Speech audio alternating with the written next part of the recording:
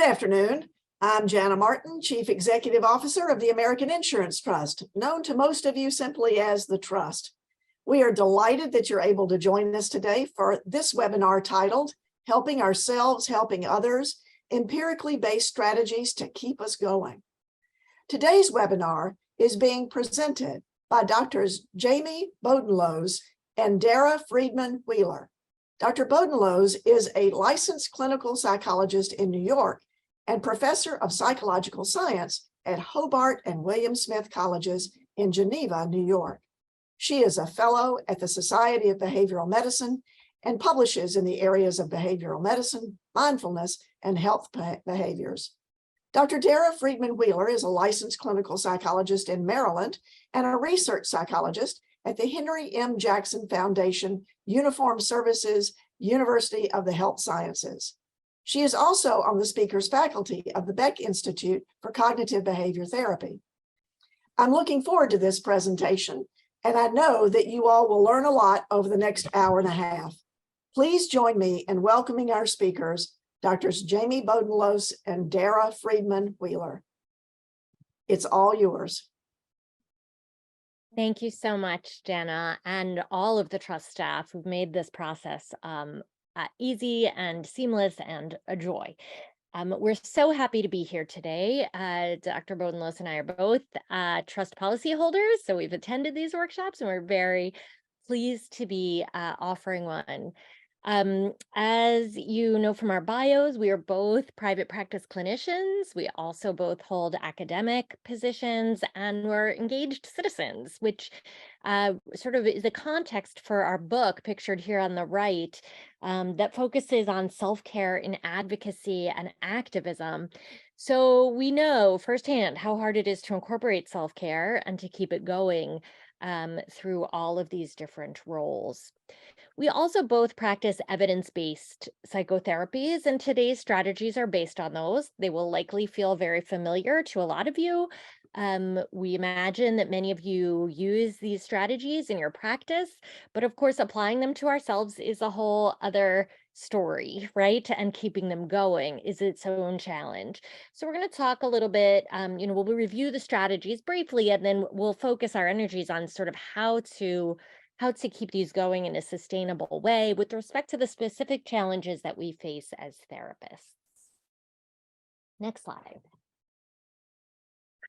All right, so for this webinar, we have three sort of major learning objectives. So first, we hope that by the end of this webinar that you're able to articulate the values that drew you to clinical work and those that motivate you in your current work. We emphasize a lot kind of clarifying your values, very similar to acceptance and commitment therapy. We think that's really important for understanding our motivation for what we do and to understand maybe some anxiety or stress that sometimes we feel. And we'll talk more about that as we move forward. We also hope that you're able to identify circumstances, behaviors, and cognitions in your professional lives that may be contributing to burnout. And then we want to help you understand and implement research-informed strategies to help maintain motivation and well-being. And like Dara said, that these are probably things that maybe you already are using in your therapy sessions or things that you're familiar with, but we want to talk about ways that you can use these in your daily life to get more out of, your therapy sessions, but also, balancing your life better, and also feeling like you have an increased quality of life in happiness in your daily, in your days. We do not have any disclosures or conflicts of interest to disclose. And so we'll move ahead to the overview of what we're going to talk about today. And some of this obviously follows from what our learning objectives are, but we are going to talk about what motivates us to do psychotherapy, to be therapists. And we sort of talk about motivations past and present. So what motivated you to get involved in this work in the first place, and what motivates you now, because those might be different things. But very often what keeps us going is the meaning that we find in our work. So we're gonna talk a little bit about that as well. Sometimes when we lose sight of that, that can also contribute to feelings of burnout. We're going to talk about the challenges involved in being a psychotherapist, both the challenges that are inherent in the work and challenges that may present themselves sort of adjacent to our work as therapists, whether through other roles that we have in our lives, other responsibilities, or just sort of maintaining our own well-being while doing emotionally challenging work. As Jamie mentioned earlier, we are going to talk about our current values. So many of us may have gone through values clarification exercises ourselves already when we were maybe learning about ACT or motivational interviewing. But again, we feel this is something that's important to revisit because they do shift over the lifespan. And so it can be important to sort of tune back into our values from time to time. And that obviously is going to help us reconnect with the meaning that we find in our work. In terms of concrete strategies for managing the challenges and aligning our work and our lives more with our values, we are going to start with 2 cognitive strategies. So, ways to deal with thoughts that might be contributing to demoralization or to burnout. So we'll talk about cognitive restructuring, also known as cognitive reappraisal or reframing. We'll also talk about cognitive diffusion from ACT. We are going to spend a little bit of time talking about compassion, and this is compassion as based on the Buddhist concept, as opposed to sort of compassion as we talk about it in our daily lives, although of course there's overlap. Compassion is a strategy. It's something we can practice that can help us sort of stay afloat and be the kind of practitioner and the kind of person that we want to be. And then finally, we'll talk about a couple of more behavioral strategies, more concrete behavioral strategies, I guess, looking at steps for problem solving and for goal setting. At the end, we are going to talk about take-home messages. So we will have one to share with you, but mostly we want you to focus on what you're taking away from this and take a moment to reflect on that. So if there are any sort of nuggets or reminders as you're going, we encourage you to jot those down and think about how you can kind of incorporate those into your daily life after this webinar is over. And then, of course, we will wrap up with Q&A, and we're hoping to have ample time for that because we're eager to hear and address specific questions that you have. Next slide. So we know that, like Dara just said, that what initially motivated you, and we'll also say us, to the field may not be what motivates you now, that those things may be different, right? So many of us, and again, not all of us, started this sort of pathway into clinical work when we were young. I teach undergraduates, so I know a lot of students who are graduating are really interested in going into the field of clinical psychology or counseling, mental health, social work. And what motivates them now when they're young and a little bit more naive is not what's going to motivate them later. And since they don't have a really great understanding, as many of us didn't, of the field and some of the challenges that we go through in our careers, things that motivate us now may be very different than what got us on that path. So what we would like to start by doing is just thinking about what meaning you get from your work. So what sort of sense of accomplishment and meaning do you gather from your work every day? So if you can kind of think about that on a scale of 0 to 10, 0 being not at all, any, and 10 being a lot, where do you find yourself with that? So I'll ask you to go ahead and fill this poll in. So if you go to the website, you can rate where you are now. How much meaning do you find from your work?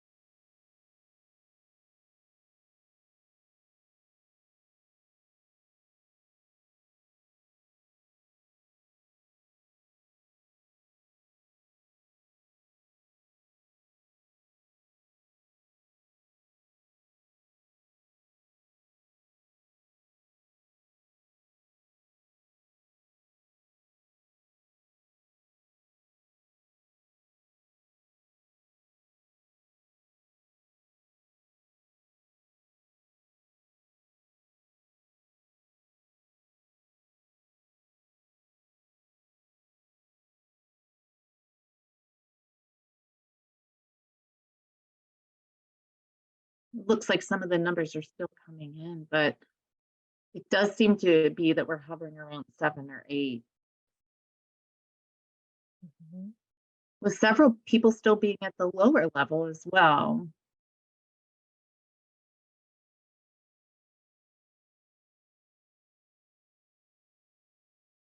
Looks like it's slowing down a bit. This has Yeah. been mesmerizing. I could watch this all day. Yeah, it is. It's interesting to see kind of where everyone is. And, I guess that leads nicely into the next question, because there are a lot of challenges in this work. And obviously, in the last 5 years, even longer, there have been even more challenges to this work that are coming from external pressures between COVID, um, gun violence, all sorts of different things happening in our world that contribute to the mental health of the people that we're seeing. I think that that's affecting sort of the meaning that we get from this work, and also some of the challenges. So what do you think, the next poll is really about? What are the challenges in the work that you're doing now? And this is just a word cloud, so you can just put in whatever challenges. You can just type in qualitatively any challenges that you're having. So environment, work, Hmm. seeing some of the balance, Mm. safety, minority. And if you want to put in a phrase, you want to sort of connect the words to keep them together. So period between words works. But wow, there are so many important things coming up here.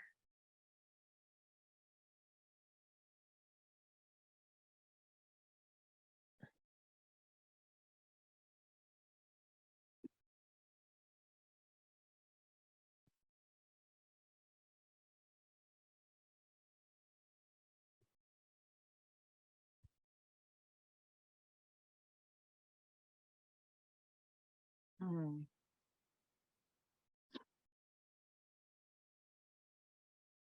And it also looks like there's a lot coming up too, that sort of challenges within the work setting, and then also on the outside, sort of external pressures too. Mhm.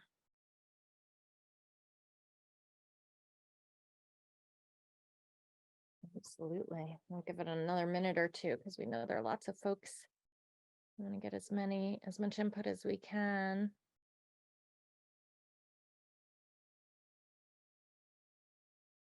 Lots of things to do with the administrative aspects of our work. So paperwork, notes, reimbursement, finances. As Jamie said, lots of external factors. Politics has come up, certainly impacting us and our work and our clients. One of the things that we think is important to note is that the things that we may be hearing about in the session room are things that affect us too a lot of the time. And so it can be quite hard to sit with our clients' distress about, say, current events when we too are reeling from those same current events. And that's a particular stressor in our line of work. Absolutely. All right. Should we move on here? Yeah. Yeah. And I think that the other point to make too about all of these is that they all interact as well.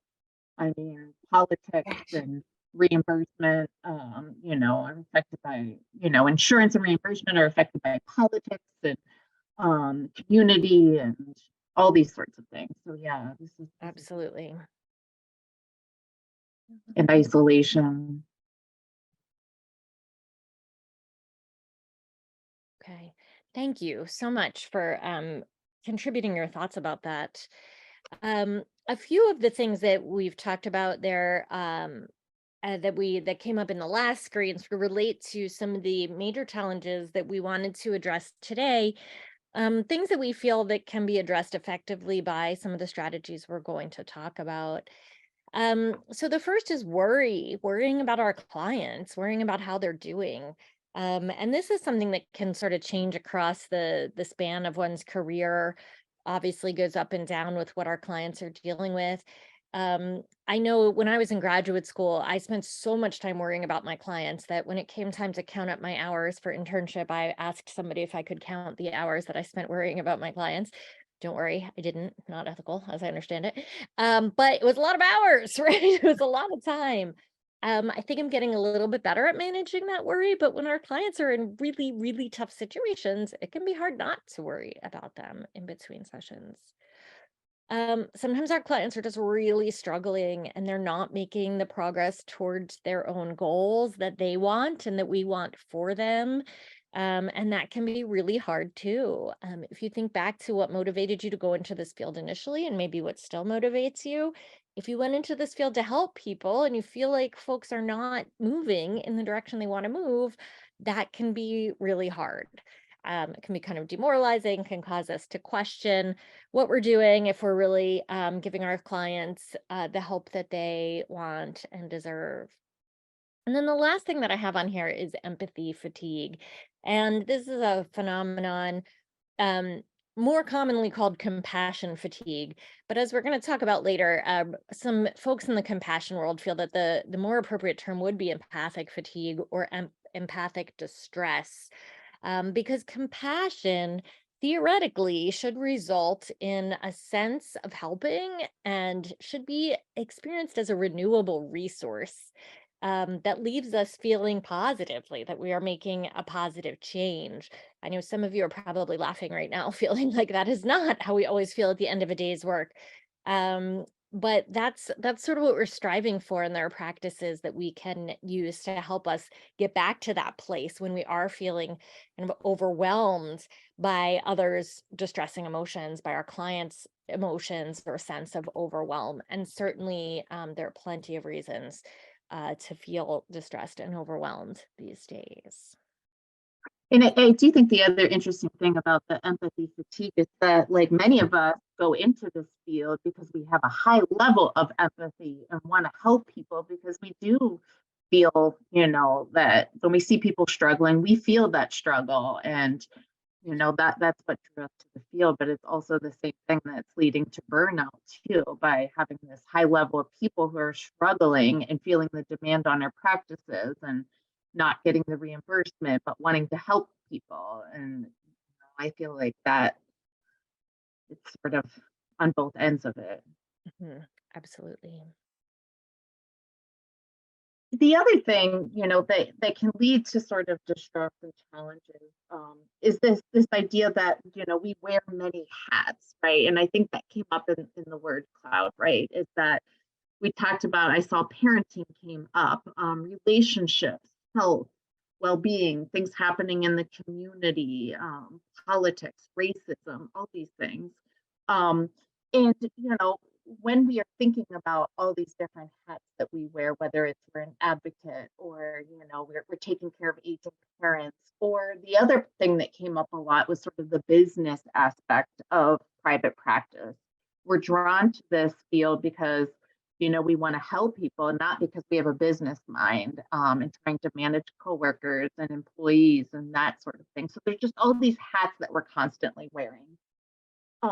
And the stress from that can affect our energy level to do well at any of these things, especially when we're being pulled in a lot of directions. So, we can feel really drained and really burned out. And, we haven't really got into strategies yet, but some of these could be boundary issues too, right? Not setting good boundaries for the many hats that we're wearing.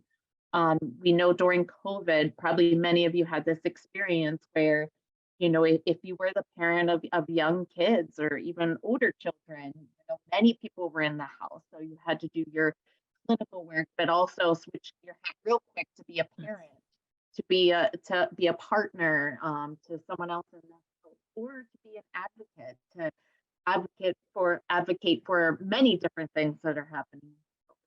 So switching those hats can be another place where sort of our energy is dragging, and we're experiencing these challenges too. All right. We already have some responses to the next poll. So in the next poll is really about sort of, what are these things that you value? What are the things that are important in your life? And we talked about value clarification earlier, but it's this idea that, obviously we're all here because we're all psychologists or therapists, and that's the hat that we wore to get here. But there's other aspects of ourselves as humans that are important to us, whether it's family, relationships, health. Are we taking care of ourselves physically? Are we engaged in our community? Are we supporting diversity? Are we being honest? I'm seeing a lot of this coming up right now. Faith, spirituality, hobbies. I see hobbies. I know a lot of people are like, what are my hobbies? I don't have hobbies. Especially a lot of the professional moms that I work with really struggle with this idea of like, I don't know what my hobby is. I'm here now. I don't know what I could do with my spare.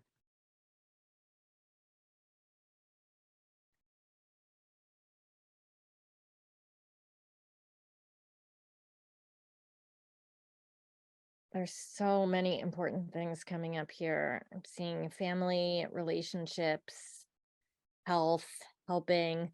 Also, I noticed real early on a lot of what was popping up are the common factors, right? Or some of the person-centered things that we are trained to do, encouraged to do in terms of authenticity, being present, connecting with people, so that interpersonal connection with our clients, and I'm sure with others in our lives, validation. And we've got a lot of variations on helping, helpfulness, um, nutrition, stability, health. These are amazing. Compassion, self-compassion, humanity. Peace.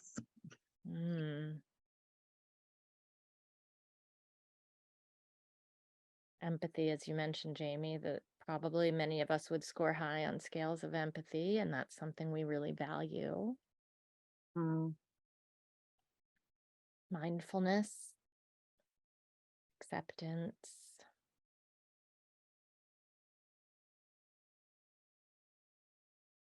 joy.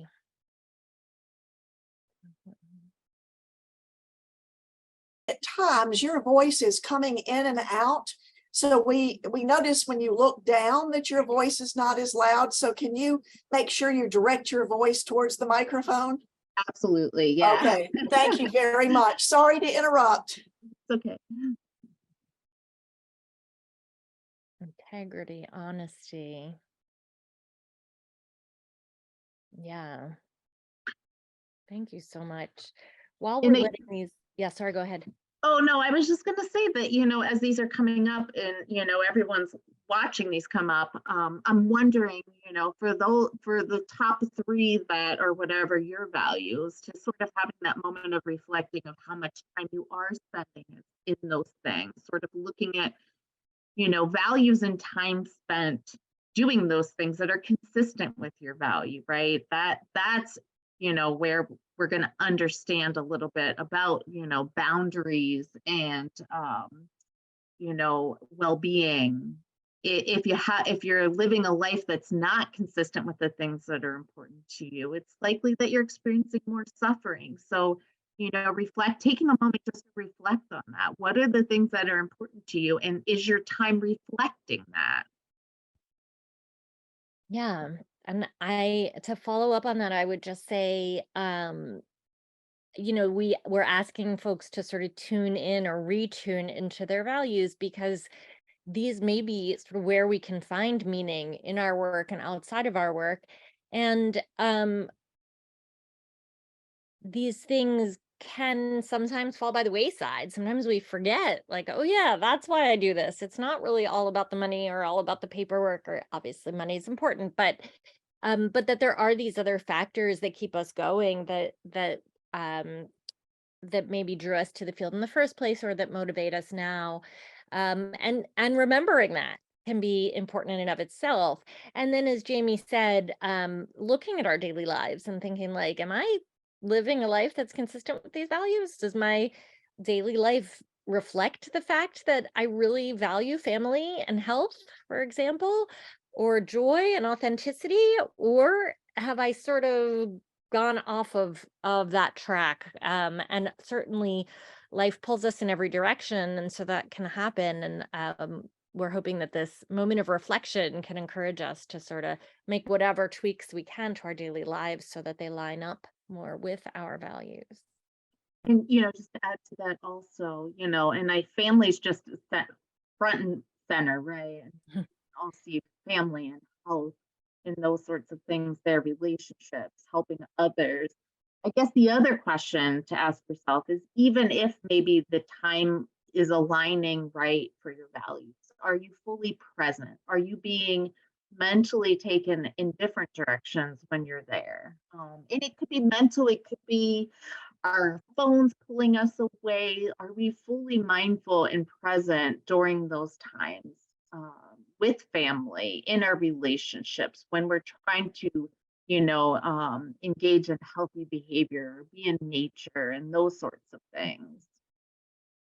Yeah. Thank you so much, everyone, for contributing to this diagram. Jamie, if you want to move on, maybe. Again, I could watch it forever, but um, so as we said, the strategies that we're going to focus on today, some of them may be very familiar to some of us, others may be newer. And we recognize that all of us have self-care strategies, right? We have gotten to this point in our careers. We have kept ourselves afloat. So we have things that work for us, which is awesome. And we want to encourage you to continue using those things that you've identified as being effective, and just suggest perhaps a couple of things that maybe you haven't been using as recently or ever, that may also be helpful. The first category of strategies, as we said, are going to be cognitive in nature. So, responding to thoughts that might be getting in our way in terms of finding maximal meaning in our work, and in terms of our well being. So, these might be thoughts like, I can't do this anymore. This is too hard. I don't know how to help. I feel lost, or I'm not helping. And there are a couple of different ways we can respond directly to some of those thoughts that may help us to keep going. So we'll talk first about cognitive restructuring, which is probably familiar to many of us. We probably received some formal training in it somewhere along the way. Even if you don't practice from a cognitive perspective, chances are that you do help your clients see things from different perspectives. And we can kind of use that with ourselves as well to help us with some of these thoughts.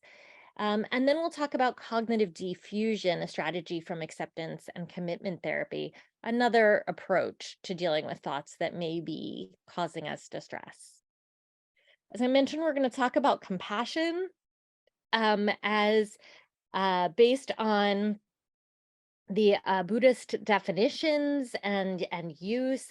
Again, thinking about this as an active practice, not just sort of a characteristic. We'll talk about how compassion and empathy differ, and how practicing compassion actively might help. And then we'll spend a little bit of time talking about a specific approach to problem solving. Again, most of us probably pretty good problem solvers to have gotten to where we are in our lives. But a lot of times the problems all come on at once. It can get kind of overwhelming and tricky to untangle things. And so specific strategies can be useful there. And we'll just sort of remind ourselves of what those steps might be. So Jamie, if you want to move on, we can start with cognitive restructuring. Also, as I mentioned, also known as cognitive reappraisal, or reframing the situation might be a way that we talk about it with our clients or with each other. And this is based on a particular piece of the cognitive model, which we have here at the top of the slide. So the idea here is that the thoughts that we have about particular situations influence our reactions to those situations. And you may have heard this stated in a sort of more extreme form. suggesting that it's not the situation that causes our distress, but rather our thoughts about or our interpretations of that situation. I tend not to take it quite that far because I think sometimes we or our clients are in very objectively stressful situations. So if someone doesn't have housing or is worried about how they're going to feed their children, I don't think it's just their thoughts about the situation that are making that stressful. But certainly we know that the different ways of looking at it can exacerbate or decrease the stress that we feel and other reactions. Also, just a reminder, reactions are not just emotions, though we tend to think of those first, I think, but they can also be physiological responses. And we'll look at an example here in a moment um, that may remind us of some of the other types of reactions that we might have. Examples of thoughts we might have that we might want to approach from this perspective. I'm not helping here in this example. Might be things like, oh my gosh, we're going in circles. I can't believe we're discussing this again. Or this person has so many things working against them. This is hopeless. I know I certainly have felt that way many times, especially working with clients who really do have a lot of major life stressors. We may find ourselves thinking things like the world is a horrible place. That's going to make it hard, right? If we look specifically at the thought we have here, maybe when a client is particularly struggling or doesn't seem to be making the progress that they're seeking, we may find ourselves thinking, I'm not helping, which could then lead to anxiety. But remember other non-emotional reactions as well. It can interfere with our sleep. It can leave us feeling demoralized. It could cause muscle tension. It could cause us to avoid things related to our practice. Maybe when we get behind on notes or on billing, it's in part because we don't want to think about our work because we're having these negative thoughts about it. So this might be an opportunity to check those thoughts, to notice them and to think, might there be a more helpful way to look at this? And if you learned about cognitive restructuring when I did, or back a few years ago, you probably focused a little bit on whether or not the thought was realistic or accurate. And that is one way to go about this. And certainly we could look for evidence that we are not helping. We could define, what do we mean by helping? Does it have to mean making the person's life better? Could it mean being present with them, right? More often now, I find myself thinking about whether or not thoughts are helpful. Is that thought helpful? What are the consequences of having that thought? Is it useful? Is it adaptive? Right? Um, and sometimes our reframe is not going to be dramatic. So it may not be that we go from I'm not helping to like I am the most helpful therapist on earth, right? But it might just be that we go from a thought like I'm not helping to I'm not sure if this client is making the progress they were looking for. It's a little more specific. It's a little less global. It's a little less about us, right? So we might even just thinking about it that way or reframing it in that slightly more nuanced way may help to reduce that anxiety and that demoralization and to help us think in more practical terms about how can we help this client make the progress that they're seeking. And in some cases, obviously, there's not a lot that can be done. Some things are not within our control, right? So maybe then we want to reframe to something like, I'm glad I can at least be here with this person while they work through this, or I understand that these things take time. It's an honor for me to be present with this person. I'm doing the best I can, right? Again, not necessarily flipping the negative thought on its head, but just looking at it in a slightly more subtly nuanced way can be helpful. Anything else about cognitive restructuring, Jamie, before we move on to cognitive diffusion? I think the only other thing is, giving yourself also, because I do this with a lot of clients too, the opportunity to test some of these thoughts out. Like whenever I'm dealing with a client who has social anxiety and feels like, they don't do well in novel social situations or things like that. Doing the behavioral experiments. And, I find myself doing those too, right? Can I gather some evidence, to support that sort of thought that I have? Or am I finding that when I push myself, to go into a situation that I'm actively avoiding because of anxiety, because those two things go hand in hand. You know, am I coming up with new information about this that's useful? So I guess that's the other piece that I would add. Absolutely. Thank you. So next we're going to move on to cognitive diffusion. So, you know, what's interesting about cognitive diffusion, and I teach this in my classes a lot, is that if you're not familiar with it, because it is from acceptance and commitment therapy, which is considered sort of this third wave of cognitive behavioral therapy. There's a lot going on in ACT if you're not familiar with it. There's a lot of sort of components. You know, it can be a little difficult once you're sort of getting into ACT and trying to understand it. There's some good resources out there, though. I really like ACT Made Simple. So there are some good books and things out there on ACT. But cognitive diffusion is also working with thoughts and the way that thoughts can have sort of this impact on our behaviors and well-being and things like that. But with ACT, we're treating our thoughts differently. So I guess where we can start with this is, are you all, I'm asking this question knowing that I can't get an answer from everyone, but are you familiar with this idea of the white bear phenomenon? So it's this idea that, you know, when I ask the whole group to not think about a white bear, whatever you do, do not think about a white bear. So this idea that when we try really hard to suppress something, to not think about it, it ends up popping up more. We see this a lot in the obsessive compulsive disorder literature, right? So this idea that, you know, we're trying to push something down, but it just pops up in all these different places. And this can be said for thoughts when we're trying to not have these sort of negative thoughts or not have these feelings, they end up popping up more. So cognitive diffusion is this idea of not trying to change our thoughts or get rid of our thoughts, but to sort of diffuse them from our own life experience. It's about sort of detaching or separating from our thoughts. So for instance, when we think about thoughts and we think about the way that they impact us, when somebody's sort of fused with their thoughts are sort of like always right here in your face. So consider my hands my thoughts, and when they're there, they're impacting everything. I can't even really see through them. I have to kind of look around.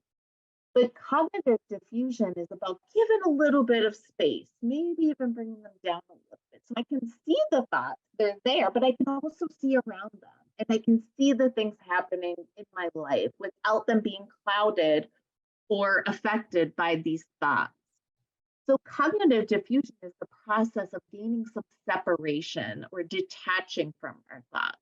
And a major piece of cognitive diffusion, which is also an essential piece of ACT, is mindfulness. So the more present you are, the more in the moment you are. When you're practicing meditation, and I know that, you know, a lot of people think that they're struggling with meditation because all they can do is pay attention to this flow of thoughts that's coming. But that's a part of the process, is being able to actively observe those thoughts that are in.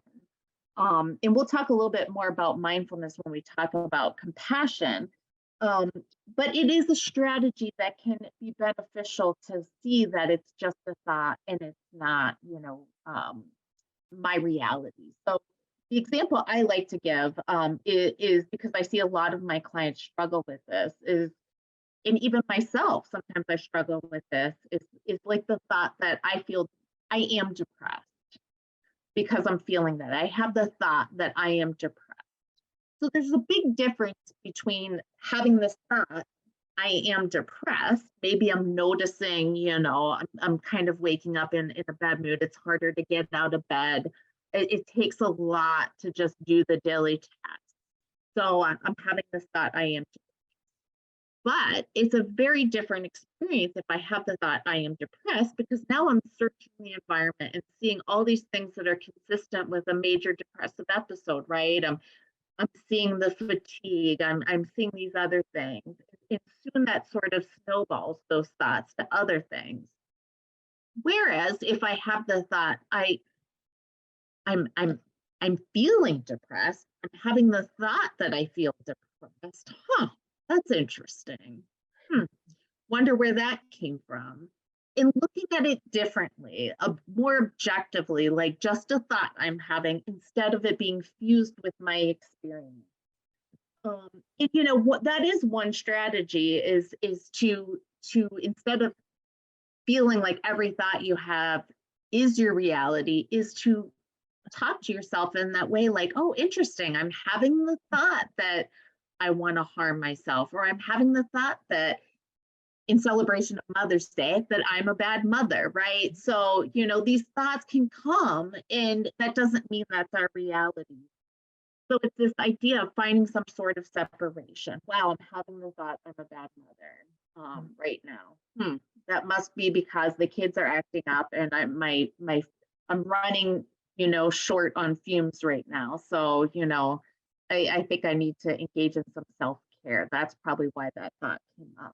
There are other ways, though, to work on cognitive diffusion. Meditation is a great strategy, but more specifically, there are meditations that help you sort of look at your thoughts more objectively. One that I love are leaves on the stream meditation, and this is a little bit of a visualization and meditation, but you're imagining you know, a flowing stream, and if you can envision autumn and the leaves falling, and seeing the leaves flowing down the stream. And the idea is that for every thought that you have, you put it on one of the leaves and watch it flow down the stream.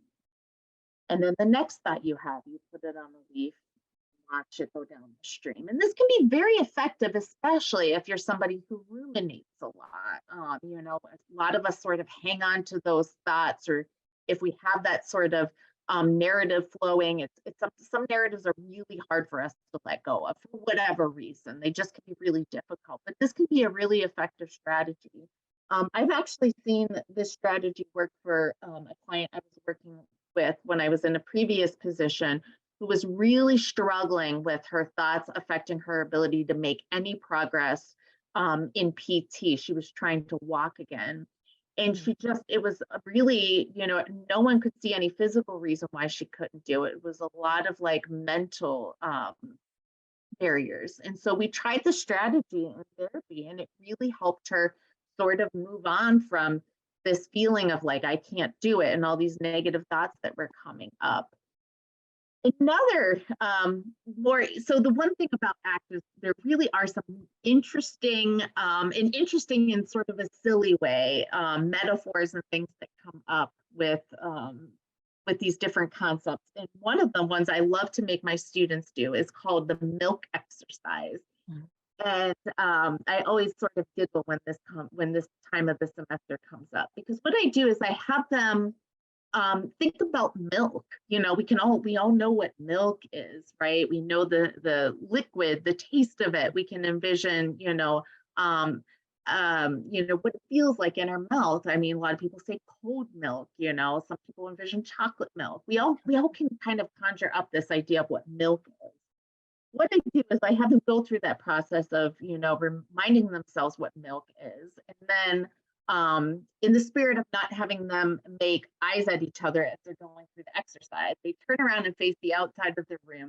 And then I time them for about 50 seconds, and they just say milk over and over again. And then we talk about what happens to the word milk.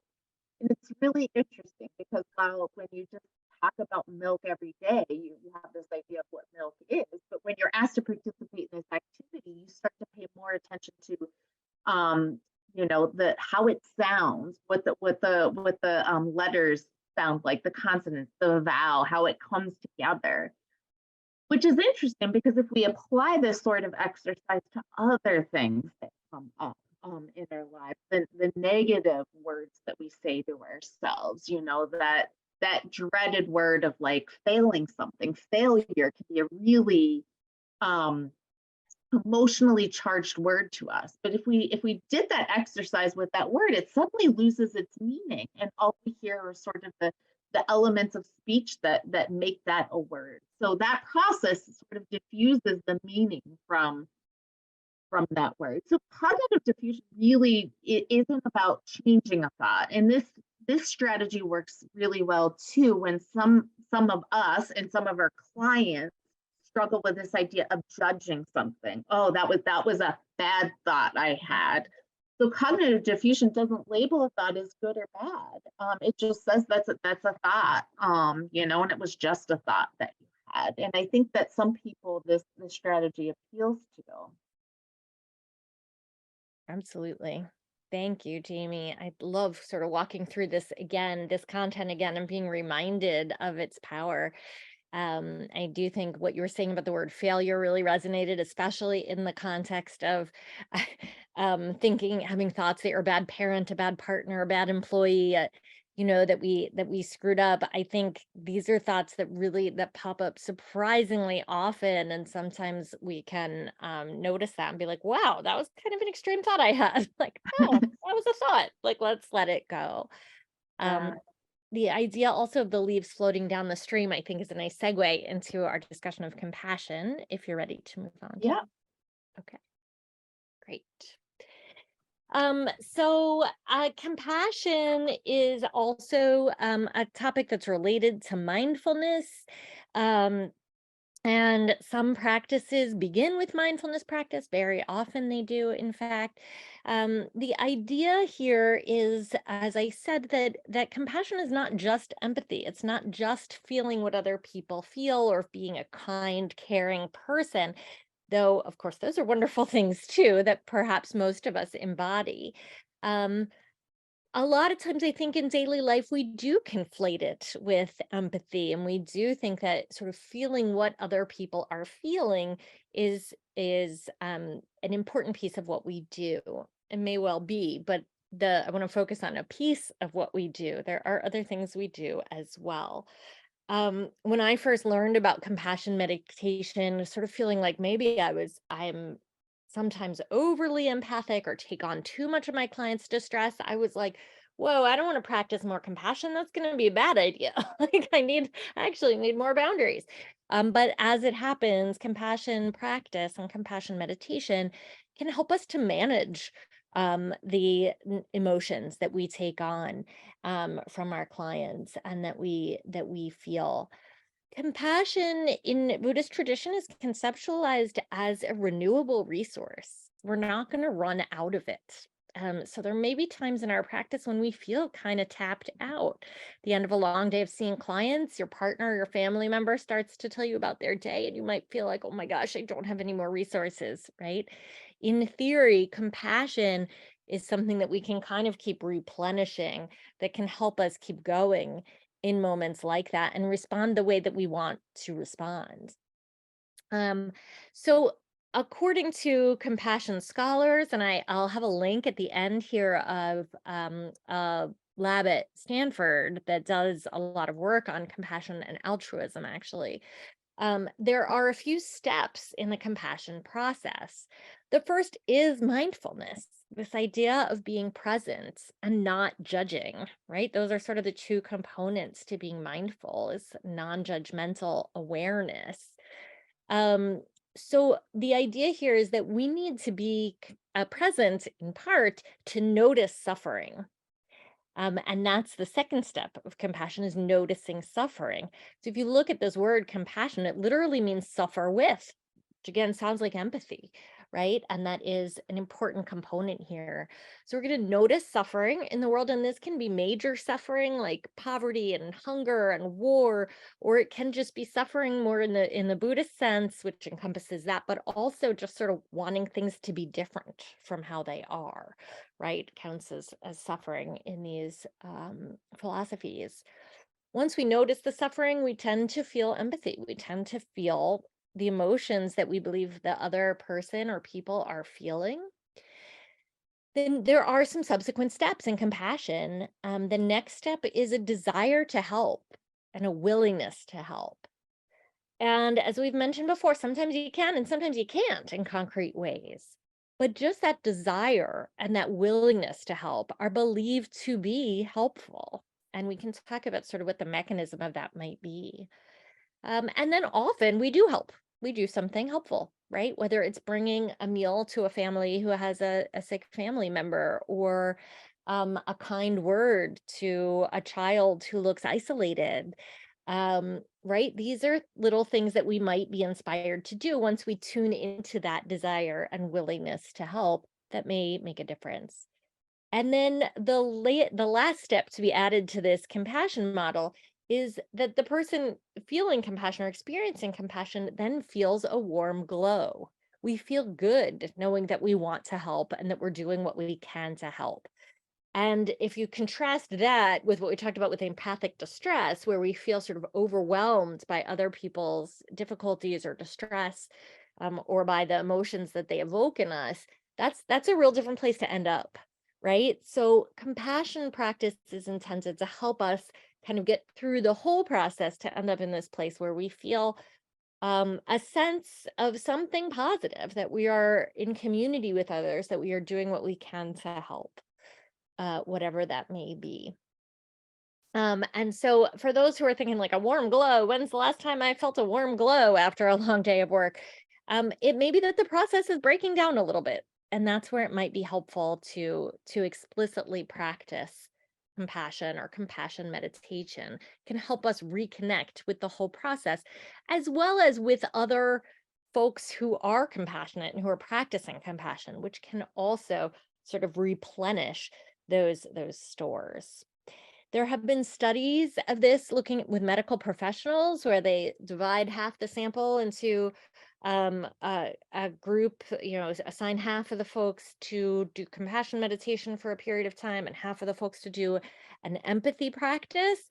And then they measure the different things associated with burnout. So exhaustion, demoralization, depressed mood, right? Those kinds of things that we associate with being burned out. And the folks who practice compassion meditation tend to experience fewer of those features of burnout. So this, I think the research is still young, but this can be a really powerful intervention for those of us in helping professions. So we're going to provide some resources about compassion and self-compassion, which is hugely important, at the end of the webinar here. But I would also like to practice a meditation now for those who are willing. And this meditation that we're going to do is based on one that I learned from Philippe Golden at a conference a few years back, and we practiced this at the conference in a training that I went to, and then I asked his permission to adapt it for use in my classroom, and I've adapted it a little bit further for use in this webinar. So I'm going to ask you to try to get comfortable wherever you are, and if it feels okay, to close your eyes. Relax your shoulders, feel the weight of your body on your seat if you are sitting, and relax the muscles in your face. Let your breathing settle and slow down. Place your hands over your heart with one hand over the other. And let your mind rest for a moment. Feel your lungs breathing in and out, and your chest expanding and contracting. As you slow down, you might be able to feel through your hands your heart beating. Using your mind's ability to imagine, first imagine all the people in this webinar sitting, heart beating, lungs breathing. Next, imagine all the people in your neighborhood or community or city, heart beating, lungs breathing. Expand to all the living beings in your state, heart beating, lungs breathing. And now all the living beings in your country, heart beating, lungs breathing. Expand further to include all the living beings, all 7+ billion humans and countless animals across the entire planet Earth. Heart beating, lungs breathing.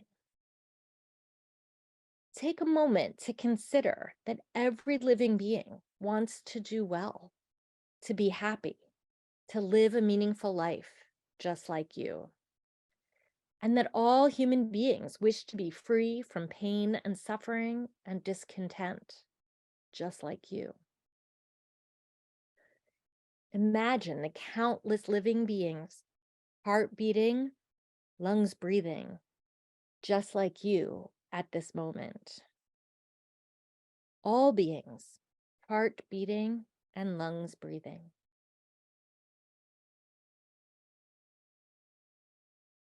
Now imagine someone you love. Picture that person in front of you. Take a moment to wish that person well, to wish them happiness and a meaningful life. Imagine that person's heart beating and lungs breathing, just like yours at this moment.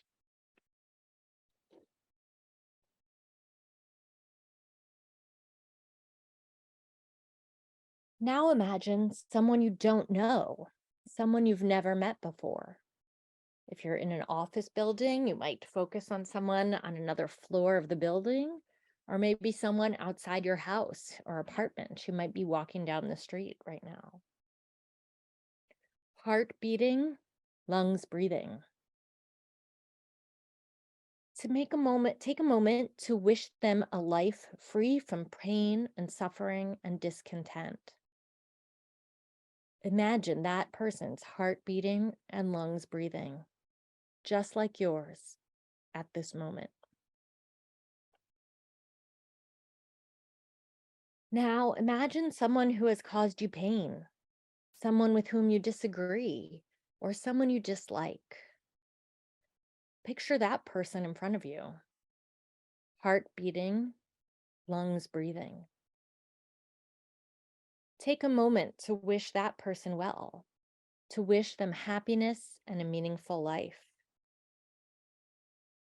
to wish them a life free from pain and suffering and discontent. Imagine that person's heart beating and lungs breathing, just like yours at this moment. Now turn your attention inward toward yourself. Notice your own heart beating, your own lungs breathing. Take a moment to wish yourself well, to wish yourself happiness and a meaningful life, to wish yourself a life free from pain, suffering, and discontent. Notice your heart beating and lungs breathing at this moment. Now take 3 deep breaths at your own pace, and when you are ready, open your eyes gently and come back to the room you are in. I'll give folks a moment to reorient here to the present moment. This is, of course, just one exercise. Thank you for engaging with me in it.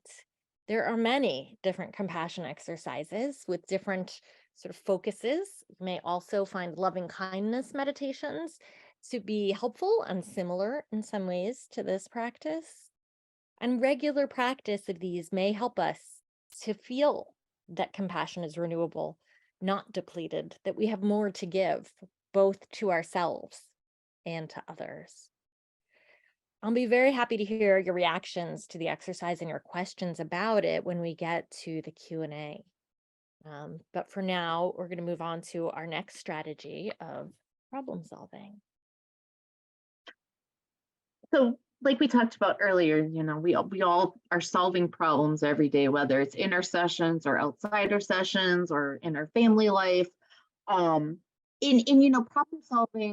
This problem solving strategy seems pretty intuitive, but it's not something that we always do and break down into these sort of steps. And I think that taking the time for some of the problems or even I'll say barriers, in our life can be really beneficial. So sort of the first strategy, the first part of problem solving is really just to define what is the problem, which may seem sort of simple. But sometimes we aren't even sure how concrete that problem can be. How can we make this problem that we know that we're struggling with more concrete? concrete.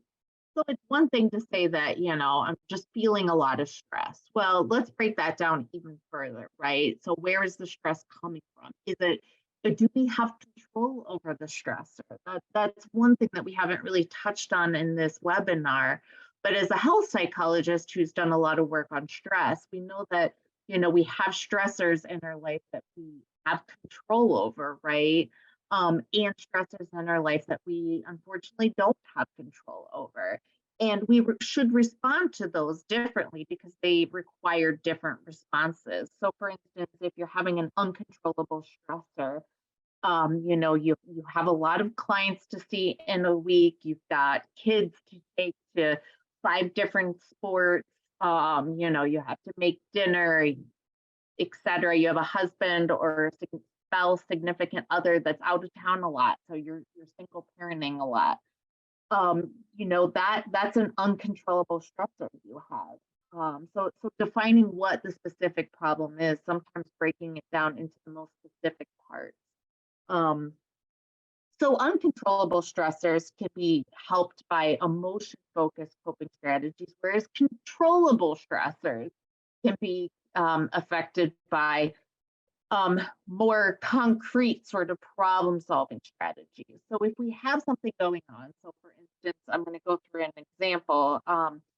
If we want to exercise more, so the problem is I'm not getting enough exercise. I know when I exercise, I feel better. I know that I'm able to cope with the world around me when I get exercise in. But because of all of these obligations that I have within, the work day, but also outside of the work day, it doesn't appear that I have any time. We often say that to ourselves, there's just not time. Well, like we talked about before, if this sort of exercise, as whether you consider it a hobby or a part of your own health and well-being, we need to figure out a way to make that important to you. So if we can get to that point, where we feel that it's important to us, we will find a way to make some time for it. So the brainstorming of solutions can be something like, yes, it appears that in my day I have no time. Well, there are small pockets of time, but I'm doing other things. Are there any sort of shortcuts or life hacks that we can do to make more time for ourselves? So for instance, brainstorming solutions could be just figuring out, the idea of, maybe not having that early morning client, not saving that spot. That would be a great time to get exercise in. My kids are at school. I usually start at 9, but what if I had my first client at 10? Then can I financially afford that? Is there somewhere else that, I could pick up a client, or would I be able to sort of balance that in the budget? A second solution, what about in the afternoons when before sports start? Well, that could be a solution after the kids go to bed to exercise. Or maybe you find that, there's 30-minute spans of time that you have when you and your neighbor are both free. And maybe, you tap into 2 sort of strategies at once, social support and exercise, by doing just like a walk to get some more steps in, or forego lunch to get some exercise. And so there could be lots of solutions, but maybe not all of them are good, right? So, with that, you pick one solution to try. So maybe you decide that, dedicating 3 nights a week to walking with your neighbor would be the best solution. So you implement that solution and then figure out, did it work or didn't it? And how would we judge that?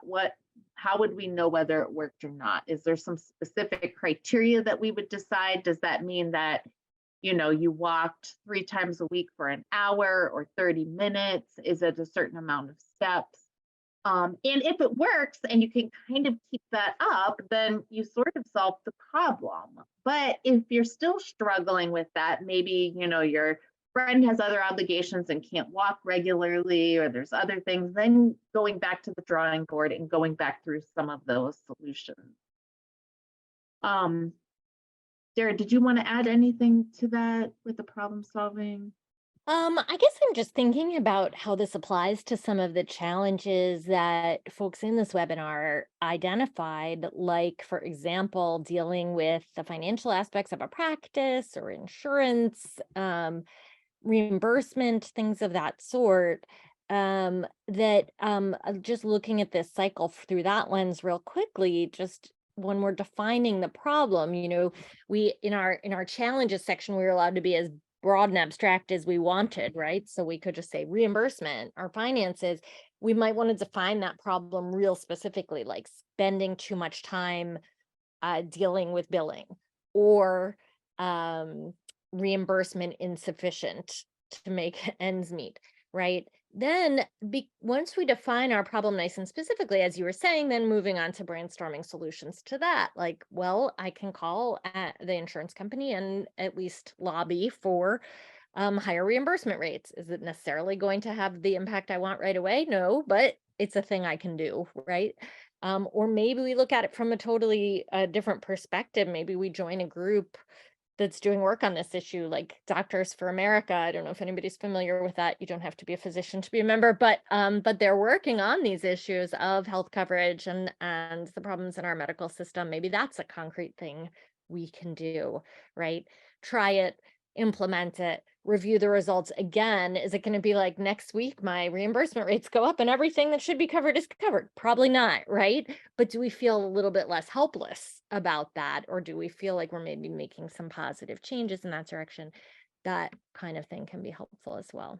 And I think, Jamie, did you have another example that you wanted to go through as well? Or was that the main one? For the sake of time, I'll probably skip that because I talked a little bit about that. You I did go guess through an example. Yep. yeah, I think the only other thing I do want to say about this is just sort of like motivation can definitely be an issue when we're dealing with sort of these concrete problems.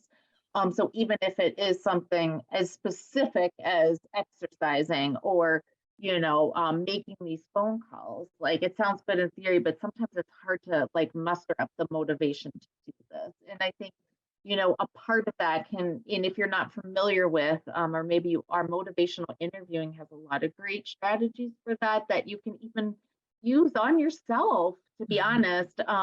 When you're thinking about kind of where you are, and this does go back to the values piece, where you want to envision where you want to be. What does that look like? So sometimes to utilize our own anxiety, which just sounds sort of mean, but this idea of envisioning, what do I want my life to be like? What do I want my practice to look like? What are my reimbursement rates? Or what does a healthy exercise routine look like? What would that look like if I were to do it the way that I want to do it in this ideal world?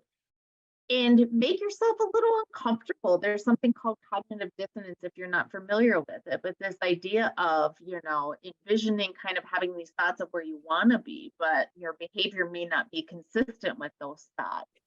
And, making that sort of gap between those two bigger and more uncomfortable so that you are feeling a little like, I don't like this feeling. I know where I want to be, but here's where I am. And that can help push the motivation. That can help elicit motivation to sort of make that change also. Because I think a lot of times we're all stuck with something that we're not moving forward with. And, that also can contribute to burnout as well. Absolutely. Thank you. And that's a nice segue into our discussion of goals as well. So in addition to identifying these discrepancies and planning to implement solutions, it can be helpful to set really specific, concrete goals. The goals on this in this photograph are lovely, but not super concrete or measurable, if you remember those particular terms. And usually goals that really help us make change are more concrete and measurable. What do we mean by that? Mostly, we want to know, how will I know if I've accomplished this? Right? So rather than something like make self-care a priority, we might define our goal in such specific terms that we will know 1 week from today if we've done it or not. For example, maybe my goal is going to be check out 2 different compassion meditations this week, right? And maybe we go as far as to look at our schedule and say, well, I have a break between clients on Tuesday morning and on Friday morning. I'm going to use some of that time to do this, to check into some of these resources, right? And we are going to ask you to set a goal for the next week based on something we talked about today or something that popped up in your mind that you remembered that you've done in the past that is really helpful to you, something self-care related, and to set a concrete, measurable goal for next week so that next Monday, maybe you make a note in your calendar to pause and notice, did I do that or not? So again, maybe you want to think, well, I'd really like to be more present. Okay, well, how am I going to know if I've been more present, right? Maybe that's going to look specifically like putting my phone away when my kids come home from school. Or maybe it's going to be about asking someone to run an errand for you so that you can be at a meeting that's really important to you, right? The other thing that's important in goals, in addition to concrete and measurable, is that they should be doable, eminently doable, right? We want to set ourselves up for success. If you think about this with respect to homework, the concept of homework or an action plan in CBT, what Judy Beck says in her book is that if you give yourself a likelihood of completing that task of less than 90%, you should revise your goal. So if I think, well, I might look into 2 compassion meditation exercises, but I'm more likely to I think I'll at least get 1, then make 1 your goal, because we want this to be something that you're going to do.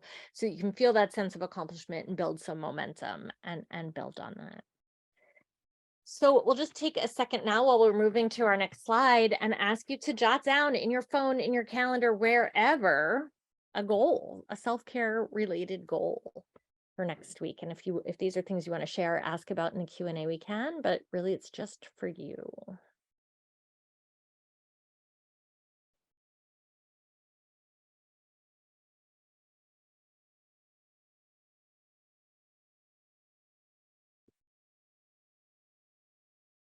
In the interest of time, because we do want to have time for a Q&A, I will move on. You can continue to refine your goal as we're talking. But as we said, we want you also to be thinking about take-home messages from today. So in addition to a goal, what are just some thoughts or reminders or nuggets or little tidbits that you're going to take away from this session and hopefully incorporate into your daily life? Our sort of overall take-home message is obviously that clinical work is hard. It encompasses a lot of challenges inherent to the work, but also challenges that are sort of adjacent to the work. But the good news is we happen to have a lot of skills and a lot of tools that will be useful to us. So we kind of just need to remember and support each other in using those tools for ourselves, for our own well-being, as well as for the well-being of the people we help. If you would just take a moment to jot down anything that you want to remember from today's session, whether it's something that we said or something that you came up with or remembered as we were talking, anything that you want to keep with you, to carry with you from today's session.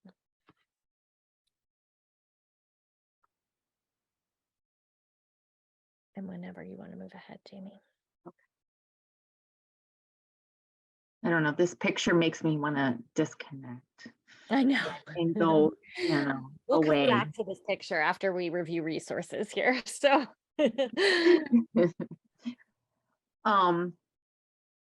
and also as you're writing that down, this is the book that Dara and I have wrote and was just published this year. If you're at all interested, this code gives you 25% off and free shipping.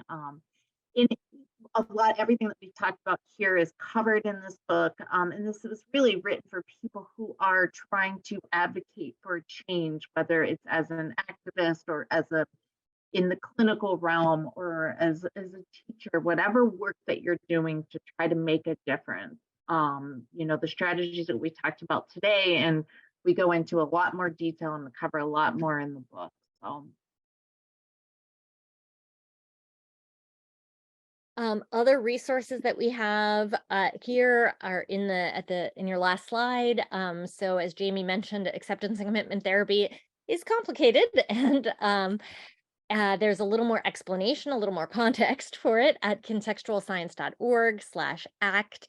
The theory is, again, it's pretty extensive. So you can kind of decide how much you want to dive into that or not, but there is also some pretty concrete information about cognitive diffusion and other ACT strategies there.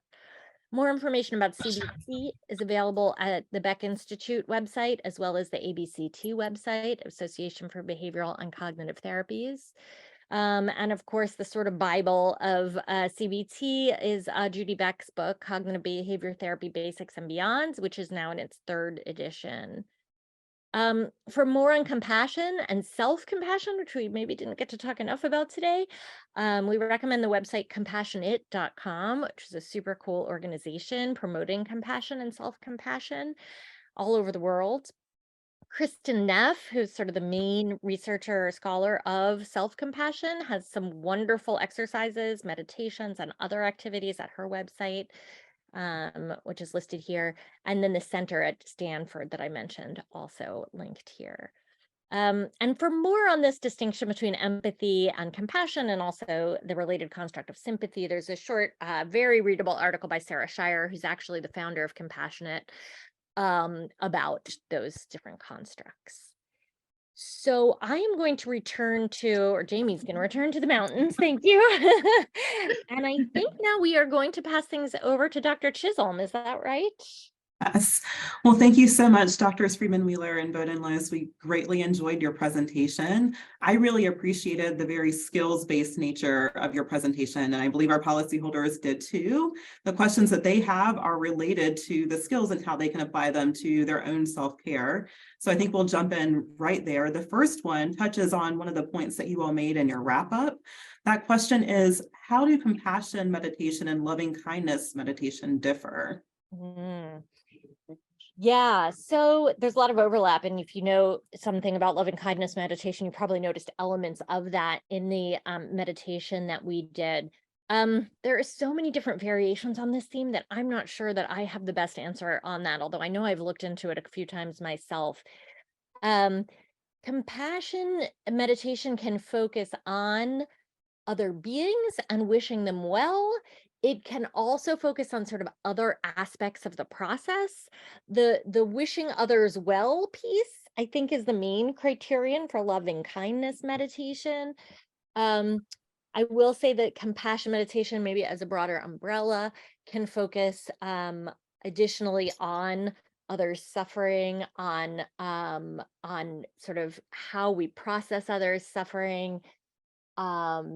And I, one of the things that I mentioned earlier is that the leaves on the stream is sort of a nice image for compassion meditation as well. I once did a compassion meditation that talked about other people's emotions being kind of like a river that flows through you, which I found so liberating, this idea that I could take on other people's negative emotion, but I didn't have to like contain it within myself forever. And that is an example of something that's more compassion meditation than it is strictly loving kindness meditation. So I don't know if that helps at all, but those are some of the distinctions that I. Thank you. Okay. Another one is to speak more about how to deal with uncontrollable problems. Yeah, so it's interesting. So all the uncontrollable stressors that we deal with, the best way to deal with it is to deal with the emotions related to it, because they are things that we can't control. So some of that can be things like I did mention physical activity as being one, right? To sort of manage your own emotions or reactions to the uncontrollable stressor. But other things. If you allow me just to break in 1 second, when you look down, it's hard to hear you. So if you'll speak right into the speaker. Sure, yeah. So I mentioned physical activity as being one strategy that could be beneficial, but others like social support is one that, social support in and of itself can be beneficial to people's physical health and mental health. And social support can help people get through things that are out of our control. So And it obviously has to be the right kind of social support, right? Being able to process, a stressor with somebody else can be really beneficial, but it also can be a little bit of a distraction too. So that could be helpful. Meditation and mindfulness is another strategy to help. Humor is something else. Engaging in a task that makes you feel accomplished can also be something. So that could look like so many different things. And when we say accomplished, it's not about going to get another degree, but it's just it could even be, I'm thinking about this because of the time of year. Gardening is very much, a helpful strategy to deal with uncontrollable stressors because it gives you something, some regimen to follow. You have the reward of seeing things grow. So really, it's anything that's helping you experience positive emotions, helping to sort of reduce or distract yourself from those feelings of anxiety and stress. Okay, thank you. I'm going to stick with that one for one moment.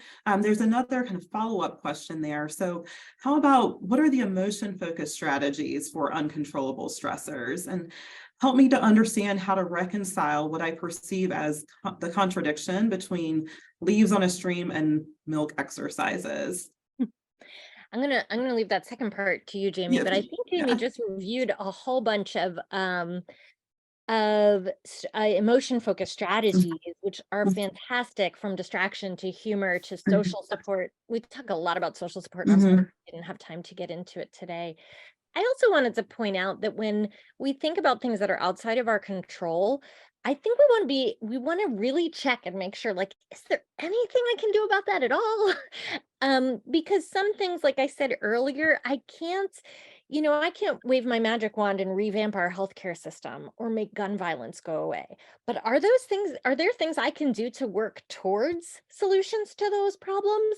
I think there might be. And that can have an emotional impact of feeling like, all right, I'm doing what I can, right? That can help with that hopelessness. So I guess sometimes these things aren't quite as discreet as we make them out to be in terms of the controllability. But Jamie, did you want Yeah. to address the milk versus leaves? Yeah, I think it's interesting because the milk exercise really helps us look at some of the language that we use and how powerful it is.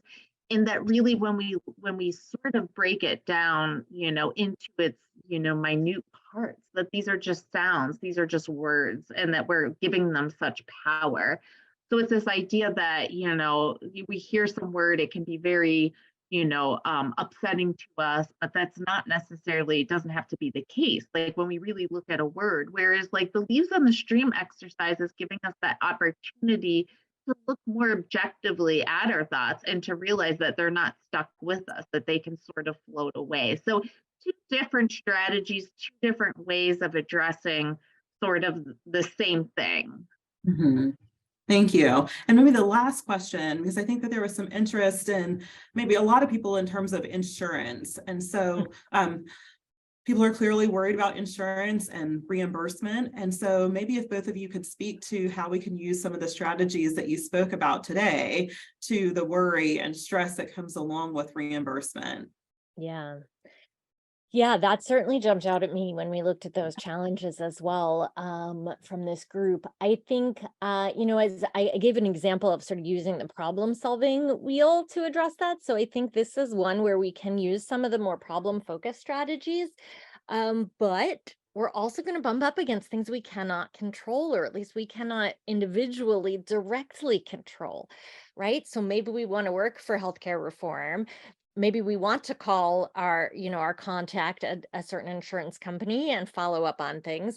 At the same time, we may also want to use some of the more emotion focused strategies, mindfulness, for example, to think about how we can cope with those frustrations themselves for the pieces that we can't control. I don't know if Jamie, you want to add anything to that? Well, I'm going to throw on my activist hat right now, too, and just say that, there's clearly, a need for mental health care in our country. And, everybody who's on this webinar right now are the people that are providing these services. And, I wonder, and I don't know the avenues, but to sort of unite and to talk to the people who are making the decisions that affect those rates, right? I know APA has a huge network of, advocacy. They do a lot of trainings. And while I also realize that we're all burdened with a lot of other things in our life besides this, sometimes it's about reaching out to people in your community, talking to state senators, reaching out to APA. I'm actually going to be at that conference this year for the first time in a long time. And that's something that I plan on doing is to, talk to people and find out what progress we're making, because, the reimbursement rates haven't changed, but when you're also, I'm on the other side of it too, like trying to get services and realizing the rates keep going up, but reimbursement from the insurance companies not going up. So these are things that patients are also dealing with as well, especially if they're going out of network to get services. So this is a very large issue that I really feel that we should all be advocating for in, writing a letter to the editor. All of us have the tools to be able to do that and kind of talk about this disparity that we're seeing in terms of, what with our cost of living going up and insurance companies not adjusting, reimbursement rates for that and things. Yeah, I think the advocacy piece is really important. And again, not everyone has time to put a lot into that. But if we all put just a small amount, that could add up to a big difference.